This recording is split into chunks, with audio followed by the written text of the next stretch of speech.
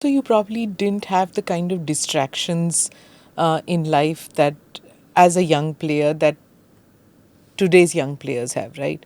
There were no cell phones, there was no Instagram, there was no social media, there was no trolling of if you Yeah. lost one match, if you lost one game. It was very different then. The story of Indian badminton for me is 1994. We didn't have a team sent to Commonwealth Games because we were not even good to be in the top 6 of Commonwealth nations. Yeah, so that's what I'm trying to say to you, that I come from that generation of that, watching that humiliation of my country. So when you and Prakash Padukone get all this, even though you're the only two ones, all India, all England, right? Yeah. In spite of the fact that you're the only two Indians to do it, but still, our hope rests still on you both, no, to bring up the champs. So that's why when you said those things, it was like, why is he saying this? Do you get what I'm saying? Yeah. No, I completely understand. And today, when I look back at it, thankfully I said that. Because I've been saying everybody should play sport for the last 20 years and nobody listens to me. At least the headline made people wake up. Yeah. And I think probably it was important that we actually have this conversation. Yeah. Because we need, today the numbers are huge. People are inspired. People have an aspiration to be. So we just need to take care of the exit points. We are doing so many things good.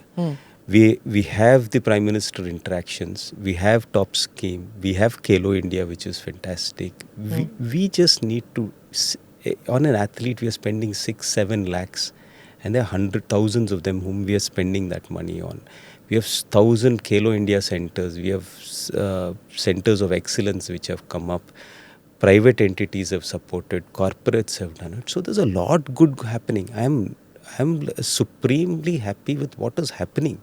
It's not that I'm unhappy with what's happening, but I'm saying just take care of these points. These are very, very critical. So you want to plug these? Plug these. So we are doing so many nice things that this area is actually left vacant.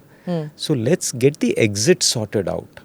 And when exits are happening, just handhold them a little bit, because imagine the guy who's playing at a young age, at 9, 10, 11, 12, 13, and he goes through the rigors. He knows how to fight. He knows how to win, lose, grit, determination, discipline. All of these things come out of professional sport. So I would love every kid to play professional sport.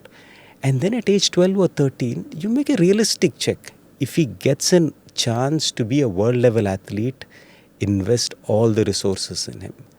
If he doesn't have a chance, drop him off, transition him into some other field. He'll be a great engineer, he'll be a great commentator, he'll be a great doctor. He'll be better than anybody else who's not played sport. So that transition is important, because if he doesn't have potential to be a world class athlete and win medals for the country, then he should not waste his time here, and we should not waste our resources there. We need sports science to come out and say that, boss, it's time. You're not a failure because you're not won. It's okay to not win. It's acceptable to not win. It is all right if you're losing, because the nature of sport is such that very few will win, and it's not the mistake of the kid. No, get that. And I think It's parents need to know work, that also. He can work extremely hard but lose. I've seen great hard-working kids lose. And society is looking at saying the champion is the one who's worked the hardest. No, it is not. The thousands of them who worked even harder but probably just didn't make it. Do subscribe to the ANI Clips channel to get shorter versions of this podcast. Click here to watch the full episode.